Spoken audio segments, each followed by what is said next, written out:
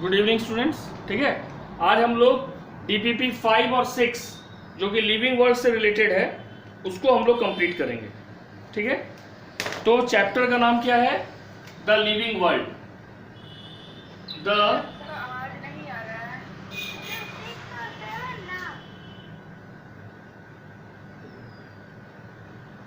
देखो, the living world. Okay,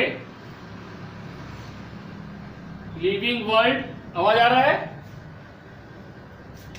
yes sir. Living world. और इसमें आज हम लोग सॉल्व करेंगे daily practice paper 1, daily practice paper 6 and 7। ये दो हम लोग सॉल्व करेंगे। ठीक है, सबसे पहले प्रैक्टिस पेपर 6 का हम लोग क्वेश्चन नंबर 1 सॉल्व करते हैं। क्वेश्चन नंबर 1 है, Huxley is the father of. Huxley is the father of. Option है 4। First option is classical taxonomy. Classical taxonomy. Second option is artificial taxonomy. Artificial taxonomy. Third option is neo-taxonomy. Neo-taxonomy. And the fourth option is Adansonian taxonomy. Adansonian taxonomy. तो Huxley is the father of which taxonomy? तुम लोग solve किया तो बताओ, ये 4 option में से which is the correct one? Neo taxonomy. हाँ, सर क्लासिकल इसलिए बोल रहे हैं क्योंकि नियो का मतलब होता है new taxonomy. New taxonomy is equivalent to new systematics which is given by Julian Huxley. हम लोग पढ़ चुके हैं सिस्टमैटिक्स में। इसलिए classical taxonomy means old taxonomy, जिसका सपोर्टर था एरिस्टोटल, प्लूटो, थियोफ्रेस्टस, जो अर्ली ग्रीक फिलोसोफर है। ठीक है, मॉडर्न डेज नहीं। इसलिए क्योंकि क्लासिकल टैक्सोनॉमी में कौन सा कंसेप्ट चलता था? Topological concept. टोपोलॉजिकल कंसेप्ट क्या था? वो स्पीसीज को इंपॉर्टेंस देता था, लेकिन स्पीसीज का जो वैरायटी है उसको वो इम्परफेक्ट इंप्रेशन मानता था। But that is not the case in neo taxonomy. So neo-taxonomy is the correct option. तो क्वेश्चन 1 का करेक्ट ऑप्शन है C। Question 2, species can be identified. Species can be identified on the basis of. Species can be identified on the basis of, first, interbreed.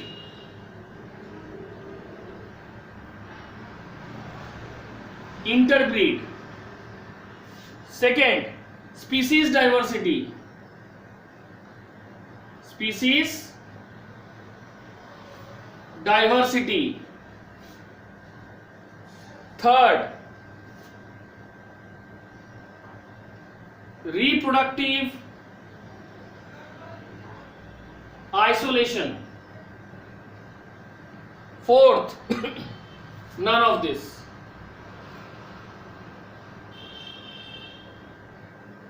None of this.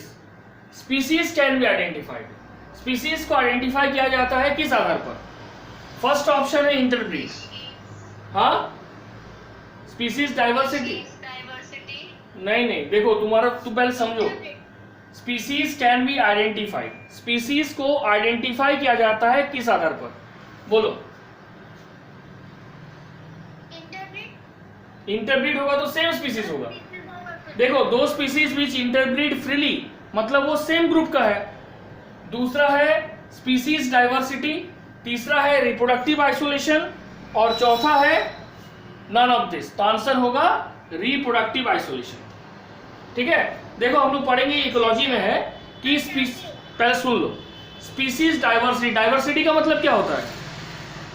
Variation. और variation होने का दो तरीका, एक geographical isolation होता है और एक रिप्रोडक्टिव आइसोलेशन होता है। जियोग्राफिकल आइसोलेशन क्या है? मान लो एक ही ग्रुप का ऑर्गेनिज्म है और किसी बैरियर के कारण, जैसे मान लो कोई बीच में नदी आ गया, नदी के एक साइड में कुछ स्पीसीज चला गया और उसी का कुछ स्पीसीज नदी के दूसरी तरफ हो गया, तो दोनों तरह का जैसा क्लाइमेट होगा और जैसा स्पीसीज होगा उसके साथ वो ब्रीड करेगा, तो दोनों की क्वालिटी में क्या होगा? चेंज होगा। ठीक है, कॉमन एग्जांपल देखो, हमें इंडियन में एक कश्मीरी ह्यूमन है, कश्मीरी इंडियन है, और एक झारखंड का इंडियन है। हमारे स्किन के कलर में बहुत ज़्यादा अंतर है, हमारे बॉडी हाइट में भी बहुत ज़्यादा अंतर है। क्यों? क्योंकि दोनों का एनवायरनमेंट अलग है। ठीक है, तो ये हो गया एक। रिप्रोडक्टिव आइसोलेशन क्या होता है कि जब एक ऑर्गेनिज्म टोटली अलग जगह चल जाता है तो वहां के अपने ही जैसे ऑर्गेनिज्म, लेकिन वहां के ऑर्गेनिज्म के साथ वो ब्रीड करता है। तो जब उस पर्टिकुलर एरिया के ऑर्गेनिज्म के साथ ब्रीड करता है तो उसका डीएनए उसके नेक्स्ट जनरेशन में जा रहा है। तो जब नया डीएनए जाएगा तो वो डीएनए उस वैरायटी को चेंज करेगा। इसलिए परफेक्ट आंसर है रिप्रोडक्टिव आइसोलेशन। ठीक है, दो ही तरह का आइसोलेशन बेस्ट है यहाँ पे, जियोग्राफिकल या रिप्रोडक्टिव। तो यहाँ जियोग्राफिकल तो कहीं है नहीं, बचा क्या? रिप्रोडक्टिव, क्योंकि यहाँ पे तुमको स्पीसीज कैन बी आइडेंटिफाइड। तुम जैसे बोलेगी तुलसी का ये वैरायटी है, तुलसी का वो वैरायटी, किस आधार पर बोलती है? On the basis of diversity. और वो डाइवर्सिटी किसके आधार पर होता है? Reproductive isolation. कॉमन एग्जांपल तेरे तुलसी का देख लो, जो हम लोग घर में टब में लगाते हैं, उसको प्रॉपरली वाटर देते हैं, प्रॉपर सॉइल में रखते हैं, तो उसका कलर क्या होता है लीफ का? ग्रीन। वही तुलसी जो जंगली है, वाइल्ड वैरायटी है, कहीं कहीं हो जाता है, उसका पत्ता का कलर क्या होता है? ब्लैक, जिसको हम लोग वन तुलसी भी बोलते हैं हिंदी में। ठीक है, तो ये वैरायटी क्यों हुआ? ये वैरायटी हुआ क्योंकि जियोग्राफिकल आइसोलेशन के साथ साथ उसका रिप्रोडक्टिव आइसोलेशन भी हुआ।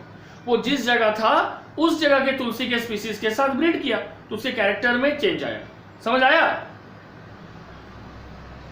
सर बोलो। सर आप लिखवाए थे ना स्पीशीज में कि it is defined as a single type of living species. अरे single type of living species ठीक है, लेकिन हम बोले स्पीसीज कैन बी आइडेंटिफाई। तुम जैसे मान लो तुम्हारे पास एक अननोन स्पीसीज है, ठीक है, और नोन स्पीसीज के साथ तुमको मैच करना है, तो कैसे मैच करेगी? बात समझे मेरा? यहाँ पे हम तुमको स्पीसीज का डेफिनेशन नहीं पूछ रहे हैं, हम पूछ रहे हैं कि तुम स्पीसीज को पहचाने कैसे। मान लो तुम्हारे पास एक तुलसी है, तुमको पता नहीं है कि ब्लैक तुलसी है तुम्हारे पास, लेकिन तुमको पता नहीं है कि ये ब्लैक तुलसी का साइंटिफिक नेम क्या है, ऑसिमम बैसिलिकम है कि ऑसिमम सैंक्टम है। तो तुम क्या करेगी? तुम हर्बेरियम या जो भी बोटेनिकल गार्डन है उसमें तुलसी वैरायटी के साथ मैच करेगी ना जी। ठीक है, तब तुमसे पूछा जाएगा कि एक ही तुलसी का ही तो एक स्पीसीज, एक ही जेनस है ऑसिमम, तो ये दो स्पीसीज अलग अलग इतना कैसे आया? तो उसका मेन कारण है रिप्रोडक्टिव आइसोलेशन। ठीक है, समझे? यहाँ पे हम पूछ रहे हैं कि ये स्पीसीज को हम पहचानेंगे कैसे। बोलो। अब देखो, टू सिमिलर, देखो ये क्वेश्चन हम पहले भी डील कर चुके हैं। Two similar holotypes are, two similar holotypes are A mesotypes, B neotypes, C syntypes, D isotype. देखो होलोटाइप का मतलब होता है ओरिजिनल स्पीसीज, और जब एक ओरिजिनल स्पीसीज का ही कोई कॉपी होता है तो उसको बोलते हैं आइसोटाइप। आइसो का मतलब क्या होता है? सेम। ठीक है, तो तुमसे पूछा जा रहा है दो सिमिलर होलोटाइप है, दोनों ओरिजिनल स्पीसीज, एक दूसरे का दोनों कॉपी है, तो कॉपी है मतलब क्या हुआ? सेम कॉपी है, तो ये होगा आइसोटाइप। ठीक है, और ये जो तुम्हारा मेसोटाइप है, मियोटाइप है, सीन टाइप है, ये एक रेफरेंस के द्वारा यूज किया जाता है जब ओरिजिनल स्पीसीज हमें नहीं मिलता है टैक्सोनॉमी में, when original species are not found. Now question 4, ये थोड़ा नीट में क्वेश्चन आया था पिकुलियर टाइप का। Binomial system of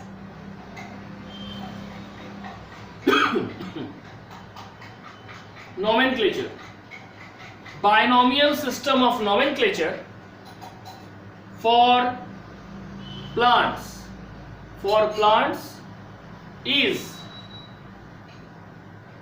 effective from plants is effective from 4 date दिया गया है।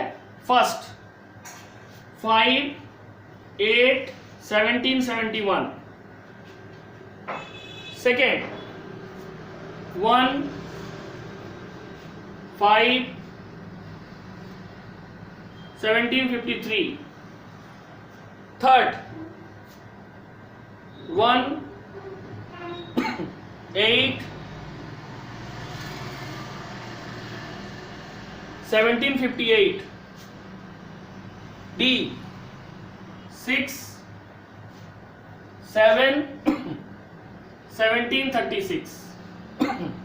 ठीक है, तो पूछा गया binomial system of nomenclature for plant is effective from, किस डेट से binomial system of nomenclature for plant effective हुआ? तो इसका आंसर है 1/5/1753। ठीक है, अब क्वेश्चन 5 में आओ, ये तुम लोगों को नहीं पता होगा। क्वेश्चन 5 है अ सिस्टम ऑफ क्लासिफिकेशन, ध्यान से देखो, a system of classification, a system of classification that is based on evolution,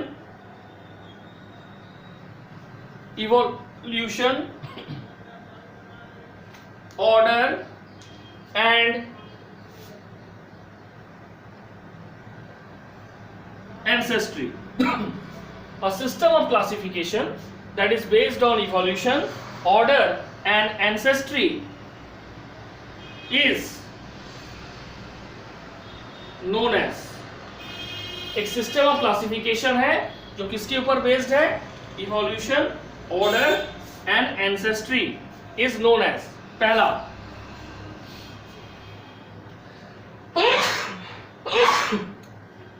पहला है natural system,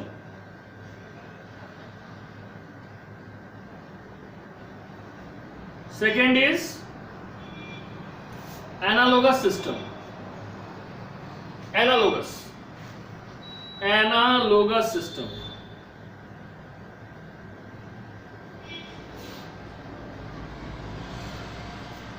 third is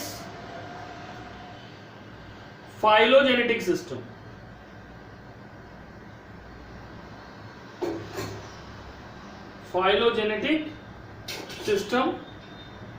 and fourth is homologous system,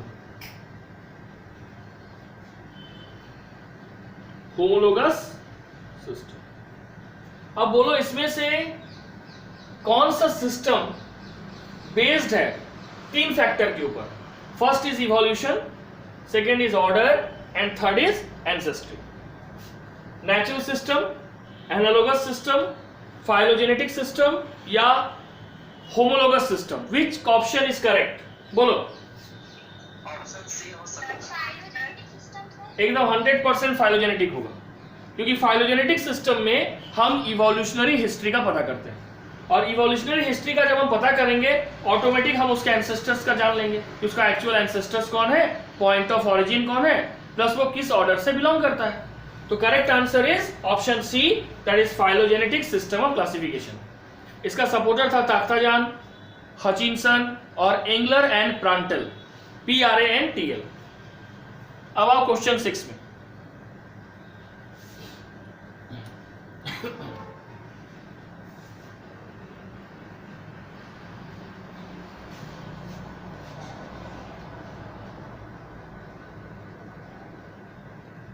question 6,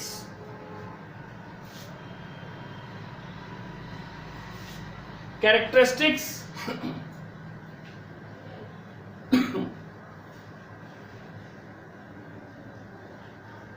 characteristics which delimit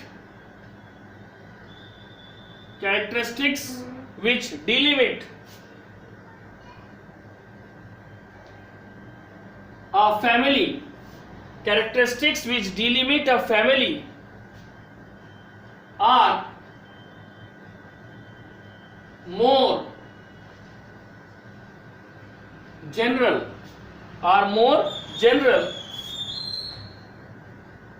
than those which delimit a four option. First, cohort. Second option, phylum. Third option, class. Fourth option, genus.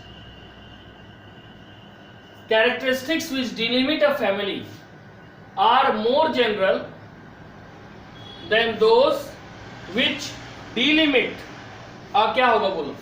बोला जा रहा है कि जो characteristics family को delimit करता है, family को शो करता है, फैमिली के कैरेक्टर को शो करता है, वो ज्यादा जनरल होता है than those characters which delimit a cohort होगा. कोहोर्ट का मतलब ऑर्डर याद रखना. Cohort means order. फाइलम होगा, क्लास होगा कि जेनस होगा. वो वाला फॉर्मूला याद करो, कीप प्लॉट क्लीन और फैमिली गेट सिक. ठीक है, तो फैमिली से ऊपर में कौन सा ऑर्डर होगा? वो फैमिली से ज्यादा कॉम्प्लेक्स होगा. तो फैमिली के ऊपर कौन सा ऑर्डर है बताओ? किंगडम है, क्लास है, ऑर्डर है. फैमिली के ऊपर क्या होता है? क्लास. हाँ, तो आंसर होगा क्लास. ठीक है. क्वेश्चन 7, इसमें इस क्वेश्चन में तुमको टैक्सोनॉमिक हियरार्ची याद रखना पड़ेगा. ठीक है. क्वेश्चन 7 क्या है? First great taxonomist was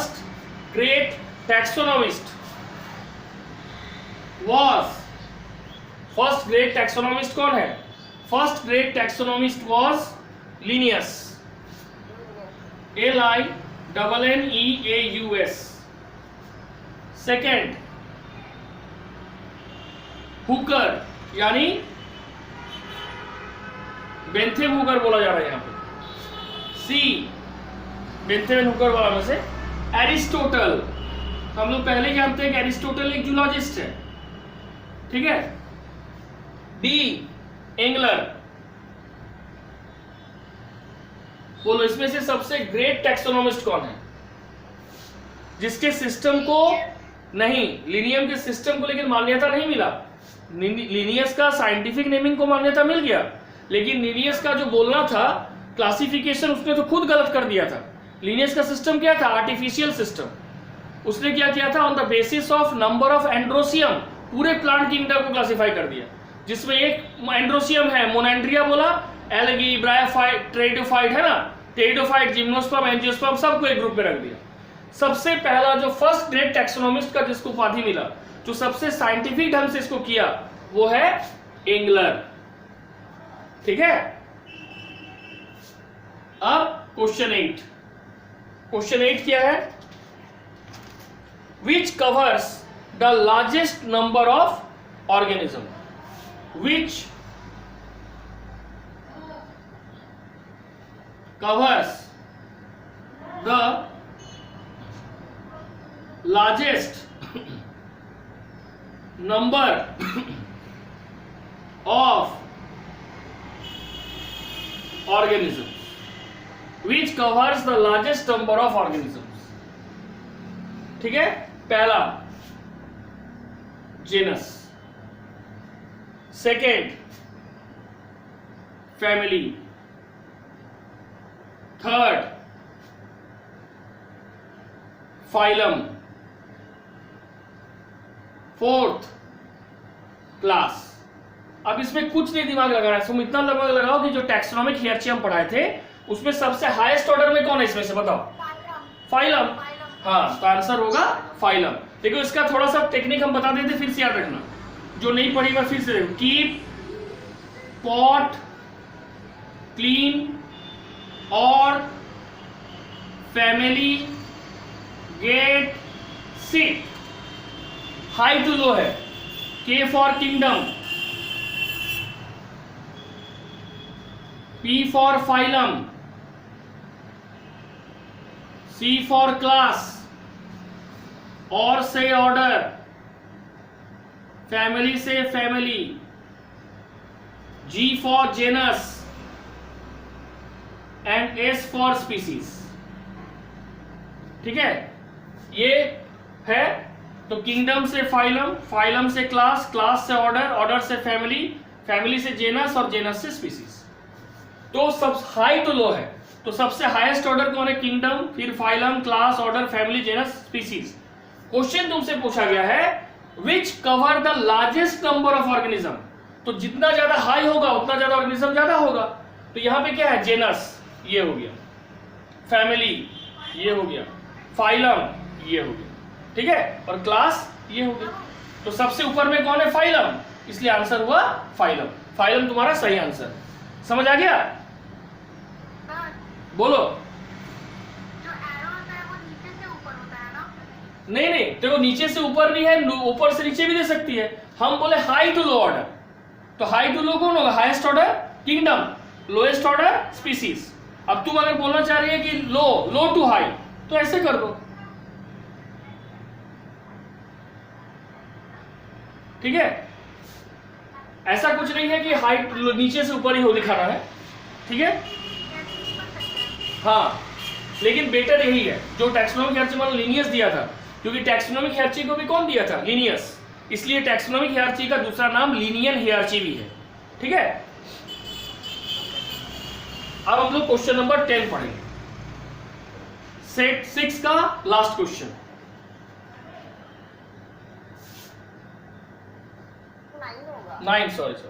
9 Which of the following is not a taxon? Which of the following is not, ठीक है, not a taxon, ठीक है, but a category। देखो टैक्सॉन क्या होता है, taxon is a group of any rank. जब किसी का एक पर्टिकुलर रैंक होगा मतलब वो यूनिक होगा, समझी। जैसा हम बोल रहे हैं ब्रायोफाइट, तो ब्रायोफाइट में वैसे ऑर्गेनिज्म को हम इंक्लूड करते हैं प्लांट का जो पहले तो थैलस होगा, दूसरा वो मॉइस्ट और सेडी प्लेसेस में पाया जाएगा, लेकिन जिसका कोई पर्टिकुलर कैरेक्टर ही नहीं है, उसमें हर कोई आ सकता है, जा सकता है, वो हो गया जनरल कैरेक्टर। तो टैक्सॉन में कोई जनरल चीज नहीं आता है, टैक्सॉन में हमेशा कौन आता है, स्पेसिफिक चीज। अब तुमसे पूछा जाए ये कैटेगरी है लेकिन टैक्सॉन नहीं है, तो 4 ऑप्शन है। First division, second angiosperm, third पॉलीपेटली,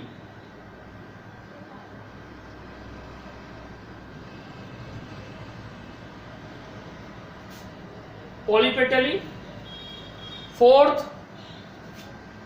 hibiscus. बोलो इसमें से कौन टैक्सॉन नहीं है लेकिन एक कैटेगरी है।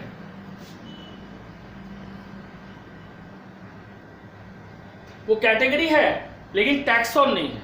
टैक्सॉन इसलिए नहीं है क्योंकि उसमें उसे स्पेसिफिसिटी नहीं है। बोलो कौन होगा, ऑप्शन डी हो सकता है शायद। हो सकता है मत बोलो, हम बोल रहे टैक्सॉन नहीं है। टैक्सॉन नहीं है मतलब एंजियोस्पर्म तो कभी नहीं होगा, क्योंकि एंजियोस्पर्म में वही प्लांट आएगा जो फ्लावरिंग प्लांट है, तब तो वो टैक्सॉन हो गया। तुमको टैक्सॉन नहीं होगा वो, लेकिन कैटेगरी है। बात समझो, वो एक कैटेगरी है लेकिन टैक्सॉन नहीं है।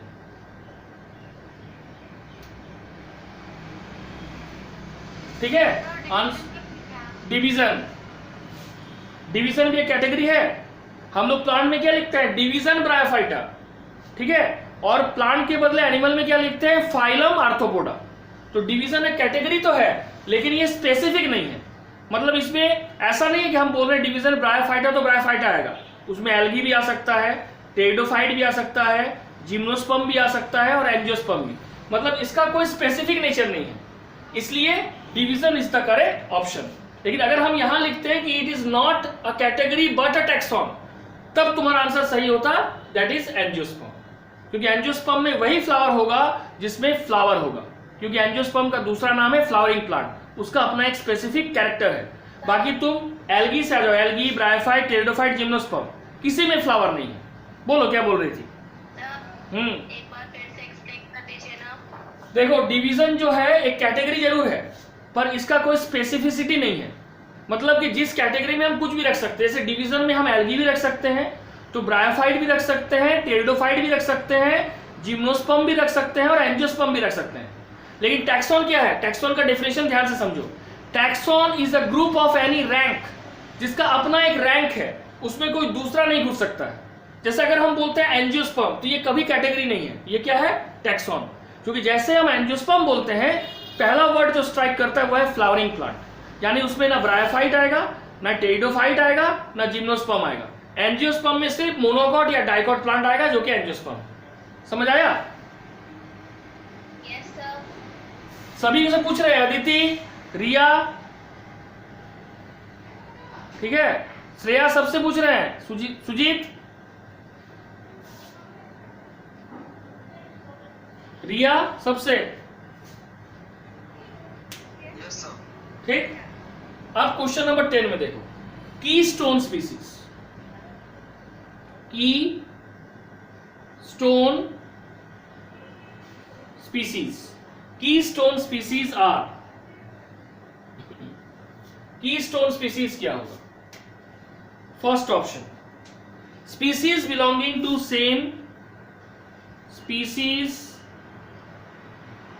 Belonging to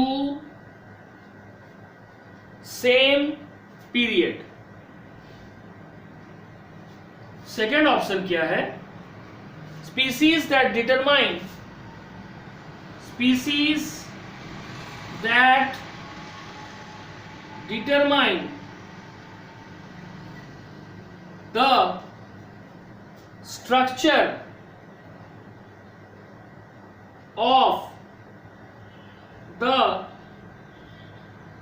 biotic community. Question C, duplicate of nomenclature type, duplicate of nomenclature type. D,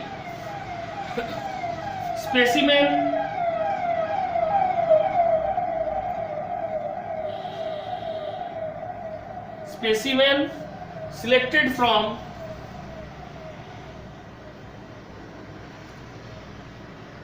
original when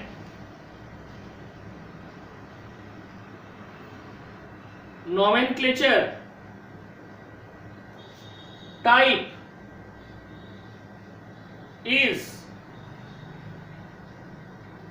missing. Keystone species क्या है? Species belonging to same period, पहला ऑप्शन।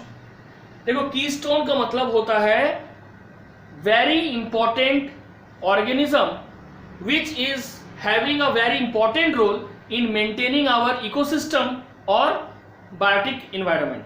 जो स्पीसीज हमारे इन्वायरमेंट के लिए, हमारे इकोसिस्टम के लिए बहुत इंपॉर्टेंट है, जो उसमें एक मेजर रोल कर रहा है to maintain the ecological balance, they are called keystone species. हम आधा आंसर बता दिए तुम लोग, अब बताओ कौन सा ऑप्शन होगा? पहला स्पीसीज बिलोंगिंग, हाँ ऑप्शन बी। हाँ नहीं वो तो डी हो सकता हट, फिर वैसे बोलता है, ऑप्शन बी ही सही है, क्योंकि यहां पे लिखा गया है species that determine the structure of the biotic community, that is the correct option. क्योंकि हम तुमको अभी बताएं कि कीस्टोन स्पीसीज आर दो species which play a major role in maintaining the ecosystem or ecological balance. तो उसी के अंडर में ना आएगा, that determine the structure of the biotic community. Duplicate of nomenclature type keystone कभी नहीं होगा, और last specimen selected from original ये भी नहीं होगा. तो option B is the correct answer. That is keystone species are the species that determine the structure of the biotic community. ठीक है, ये नीट में या AIPMT जो पहले था उसमें बहुत बार रिपीट किया गया इस क्वेश्चन को. अब DPP7, यहां तक सभी को समझ आया जो जो ऑनलाइन हो? ठीक है, इसका हम रिकॉर्डेड वीडियो में भी अपलोड कर देंगे आधा घंटा के अंदर. तुम लोग इसको फिर से अगर किसी को समझ नहीं आया तो देख लेना. ठीक है, क्योंकि हम जितना भी वीडियो दे रहे हैं तुम लोग को पेपर, जैसे ही 15 DPP हो जाएगा तो इन सभी का मिला के कंबाइंड टेस्ट लेंगे.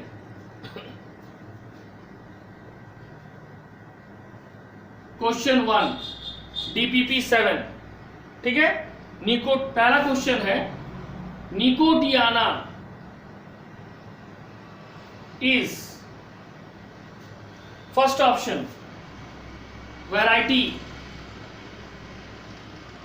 second option subspecies,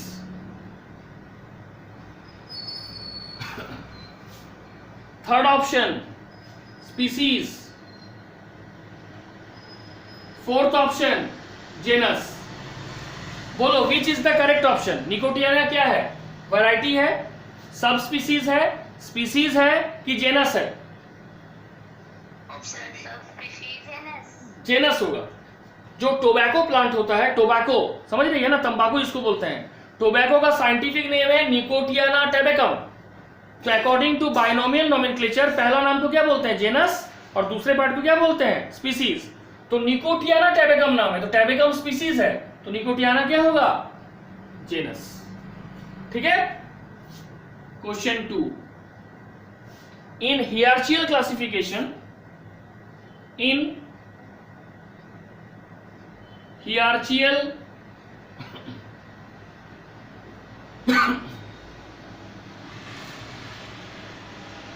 classification, class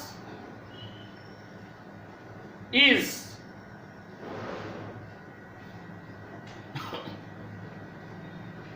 interpolated, class is interpolated between, class is interpolated between first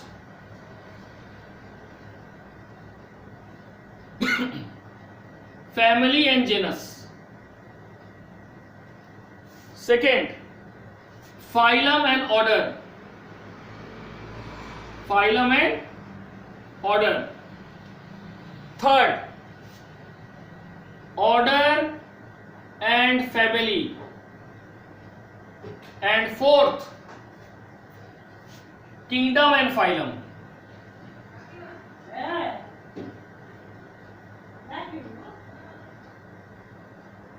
kingdom and phylum. बोलो हियरचियल क्लासिफिकेशन में क्लास किसके बीच में आएगा? फैमिली और जेनस के बीच, फाइलम और ऑर्डर के बीच, ऑर्डर और फैमिली के बीच, कि किंगडम और फाइलम के बीच? हाँ,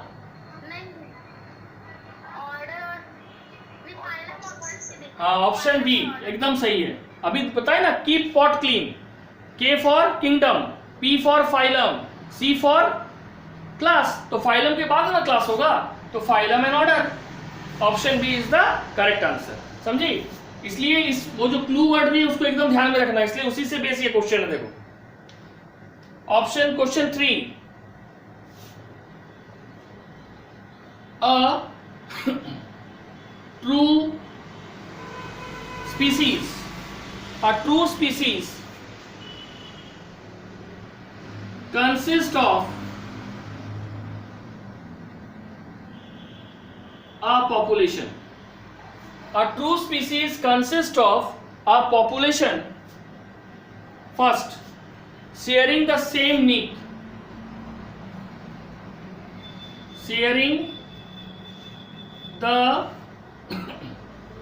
same nick second interbreeding,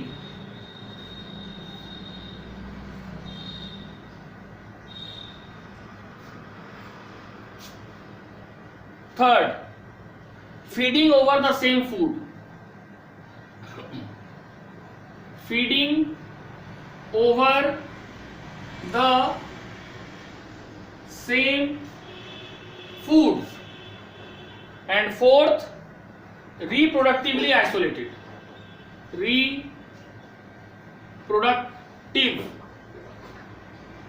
productively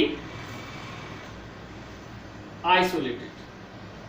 question को ध्यान से समझिए. A true species consists of a population, ठीक है, एक ट्रू स्पीसीज कंसिस्ट करता है पॉपुलेशन को, अभी जस्ट डिस्कस किए थे सेक्स में भी.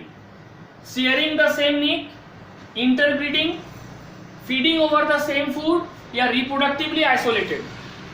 कौन सा होगा? True species consist of a population which is, कौन सा ऑप्शन करेक्ट होगा बोलो?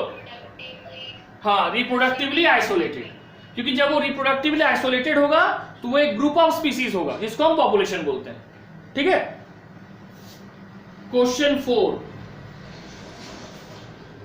Phonetic classification. देखो नाम चेंज कर दिया, यहां बताएंगे आंसर. फेनेटिक किसको कहा जाता है? Phonetic classification, phonetic classification of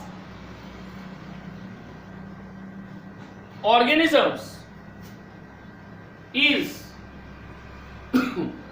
based on, phenetic classification of organism is based on, first dendrogram based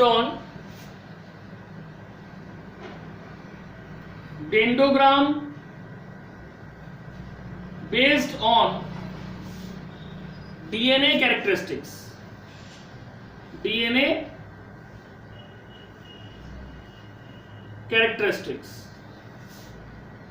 B, sexual characteristics, sexual characteristics. Third, observable characteristics, observable characteristics of existing organism. Fourth, the ancestral lineage of existing organism. Existing organism. पूछा गया कि phonetic classification of organism, phonetic classification related है phylogenetic system of classification से. वो किससे related है?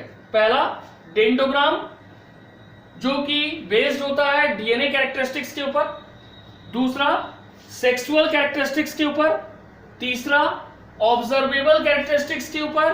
और चौथा ancestral lineage of existing organism के ऊपर. किसके ऊपर बेस्ड है बोलो? Phonetic system of classification. Option D. Yes, option D is the correct answer, क्योंकि हम फेनेटिक सिस्टम यानी फाइलोजेनेटिक सिस्टम में क्या फाउंड करते हैं? Ancestral history. ठीक है. तो एंसेस्ट्रल लीनिएज मतलब एक ऑर्गेनिज्म का पूर्वज कहां से है, इसके बाद कौन आया.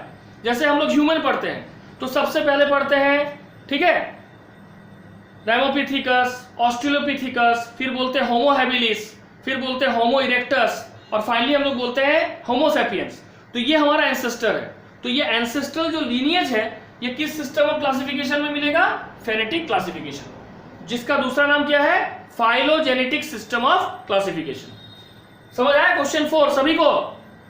सर लीनिएज मतलब एक लाइन में, एक ऑर्डर में, एक ऑर्डर में, एंसेस्ट्रल ऑर्डर. ठीक है. अब क्वेश्चन 5 क्या है? हाँ, the term species, the term species was coined by, the term species was coined by, क्या? पहला Aristotle, second Engler, third John Ray और फोर्थ लिनियस। बोलो, आज जो हम लोग बार बार बोल रहे हैं स्पीसीज, हाँ 100% करेक्ट। जॉन रे is the correct answer who coined the term species. ठीक है, अब आओ क्वेश्चन 6 में। क्वेश्चन 6 क्या है? क्वेश्चन 6 है द कुछ पूछना चाह रही है, बोलो। सर पूछ रहे हैं कि जब लिनियस डिस्क्राइब किया था एनएचसी टैक्सोनॉमी का, तो फिर स्पीशीज भी वही बोला होगा ना, बताया। यही नहीं, कोई जरूरी थोड़ी है। अब मान लो कि वो बाइनोमियल नोमेनक्लेचर दिया था, ठीक है, तो इसलिए उसको फादर ऑफ टैक्सोनॉमी इसलिए कहा जाता है कि उन्होंने एक आइडिया दिया कि ऑर्गेनिज्म को क्लासिफाई करना चाहिए। लेकिन तीनों चीज, आइडेंटिफिकेशन, नेमिंग, क्लासिफिकेशन, ये कैसे करना चाहिए, किस तरह से करना चाहिए, ये सबसे अच्छे ढंग से कौन डिस्कवर किया था? एंगलर। इसलिए उसको फर्स्ट ग्रेट टैक्सोनॉमिस्ट का जो उपाधि है वो किसको दिया जाता है? एंगलर को। समझ गए? Yes sir. अब देखो क्वेश्चन 6, द कॉमन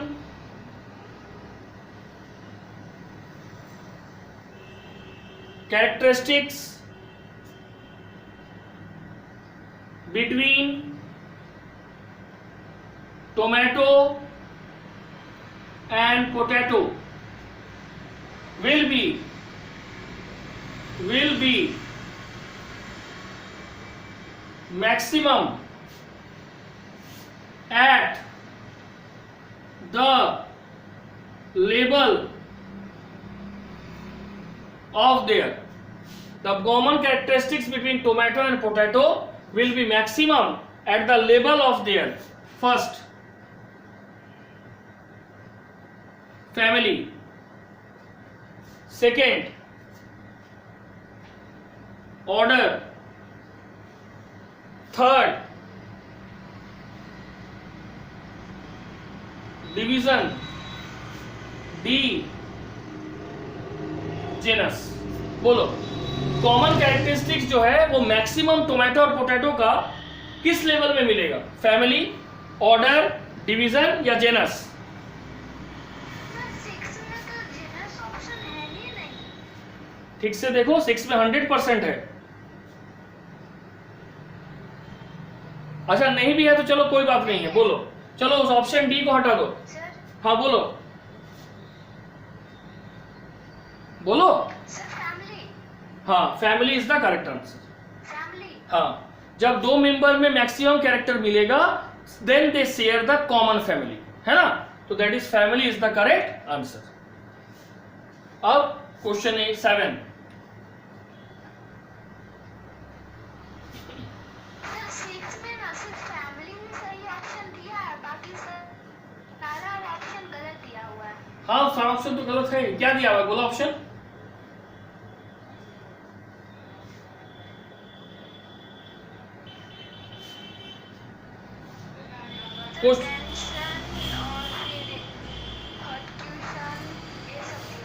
हाँ ठीक है, अब देखो, ठीक है कोई बात नहीं, तो उसके तो तुमको आराम से बोलना चाहिए। देखो, विच ऑफ द फॉलोइंग टैक्सोनॉमीज, ध्यान से समझो, which of the following taxonomist,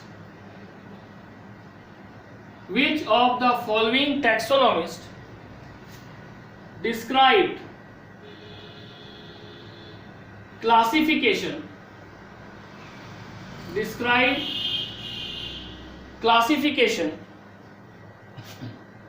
of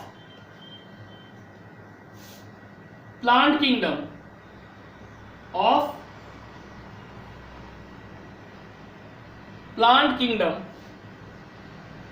in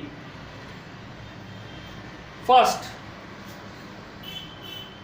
plant kingdom in, उसका बुक का नाम है families of flowering plant, families of flowering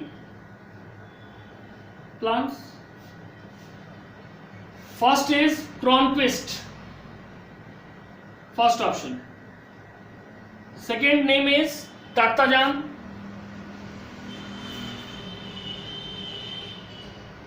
Third option is Benson. And the fourth option is Hutchinson. Okay, among these four options, which of the following taxonomies describe classification of plant kingdom? Classification of plant kingdom उन्होंने describe किया था in his book Families of Flowering Plant. Which is the correct option according to you? Sir C Benson. नहीं, Hutchinson. ठीक है, ऐसे देखो ताख्ताजान और Hutchinson दोनों ही किसका सपोर्टर था? बोलो, आर्टिफिशियल, नेचुरल या फाइलोजेनेटिक? बता सकती है कोई? सुजीत तुम भी बताओ. क्वेश्चन रिपीट कीजिए सर एक बार. ताख्ताजान और हचिनसन ये दोनों किस सिस्टम ऑफ क्लासिफिकेशन का सपोर्टर था? Artificial system, natural system of classification और phylogenetic system of classification?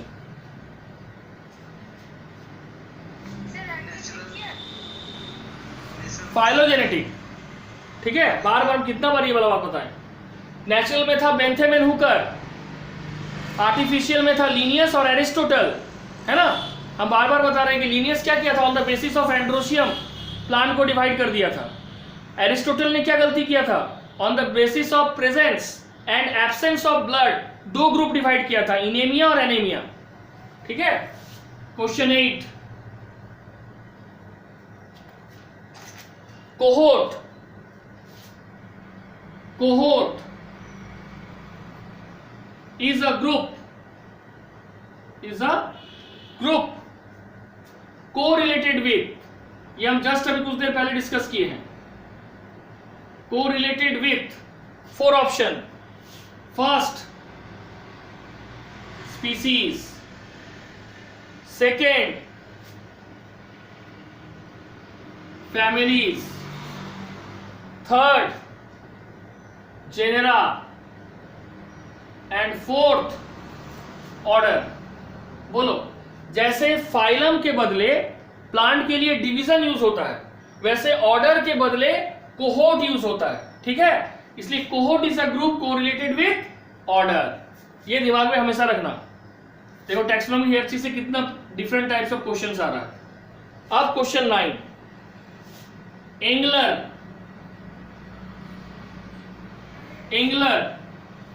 and Prandtl published a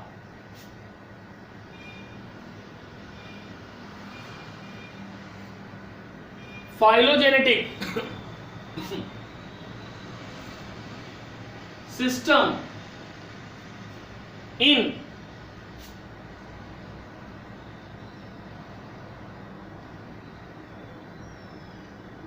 monograph.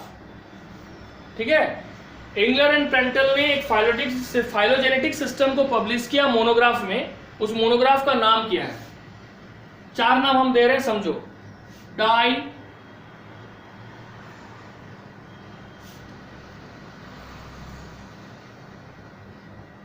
नेचरलिकन, पी फ्लैंजेन, फैमेलियन.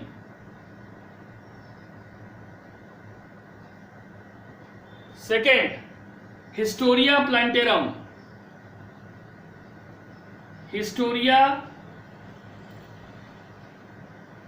Plantarum. C, Species Plantarum. Fourth, Genera plantarum.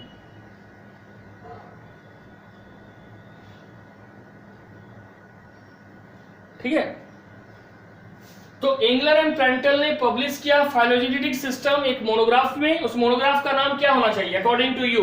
एक ऑप्शन बोलना, मल्टीपल नहीं. बोलो.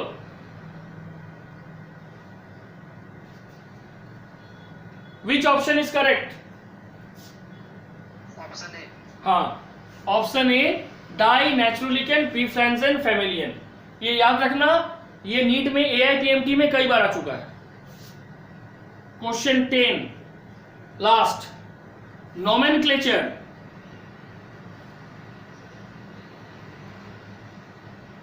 is governed by certain universal rule, certain universal rule, which one of the following, which one of the following is contrary to the rules of nomenclature, contrary to the rules of nomenclature। ठीक है, इसमें कहा गया कि nomenclature जो है certain universal rule से control होता है, लेकिन हम जो 4 ऑप्शन दे रहे हैं उसमें से कौन सा ऐसा ऑप्शन है जो रूल्स ऑफ नोमेनक्लेचर के अगेंस्ट है, मतलब वो रूल्स ऑफ नोमेनक्लेचर के अंडर नहीं आता है। First option, biological names can be written in any language. Second, the first word, option A होगा सर। ठीक है लिख देते हैं, the first word in biological name represents the genus name. The first word in a biological name represents the genus name, and the second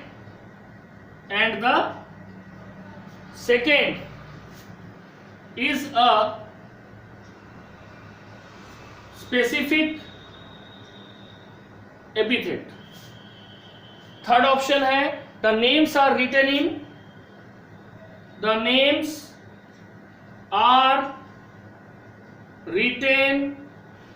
in Latin language and are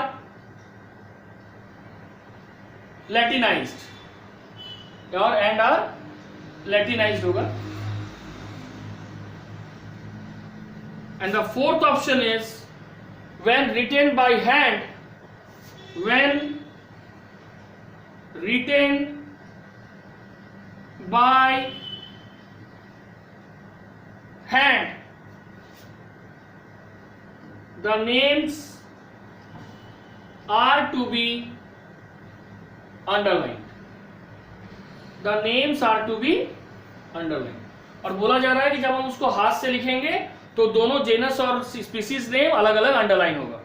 तो इसमें से पहला रूल ही होगा, पहला रूल होगा ना, बाकी सब तो सही है। देखो दूसरा क्या है कि बाइनोमियल नोमेनक्लेचर में 2 नाम होगा, पहला जेनस और दूसरा स्पीसीज। तीसरा है सभी नेम किस में लिखा जाएगा, लैटिन में। चौथा है कि रिटन जब अगर हम लोग हाथ से लिख रहे हैं, जैसे मैंगीफेरेंटी का हम बोर्ड में लिख रहे हैं हाथ से, तो वो दोनों को अंडरलाइन किया जाएगा। तो 3BCD करेक्ट है। लेकिन यहां पे बोला जा रहा है कि biological name can be written in any language, that is 100% incorrect, क्योंकि biological name is written either in Greek language और इन लैटिन लैंग्वेज। तो यहां बोल रहा है कोई भी लैंग्वेज, ये कैसे होगा, क्योंकि बायोनोमियल नोमेनक्लेचर का रूल है ये या तो हम नाम जब किसी का ऑर्गेनिज्म का देंगे वो या तो लैटिन होगा या तो ग्रीक होगा।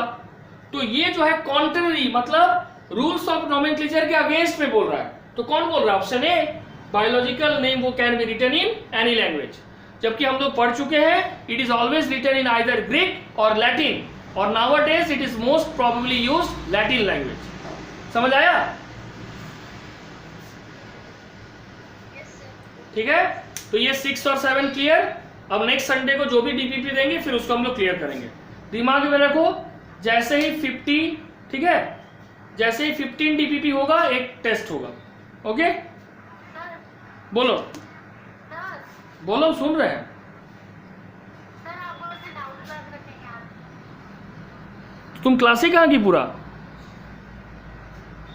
डाउट क्लास का भी रुको, अरेंजमेंट करेंगे, थोड़ा रुक जाओ, है ना। हम कल अनाउंसमेंट कर देंगे और वो टाइम फिक्स्ड रहेगा, ठीक है।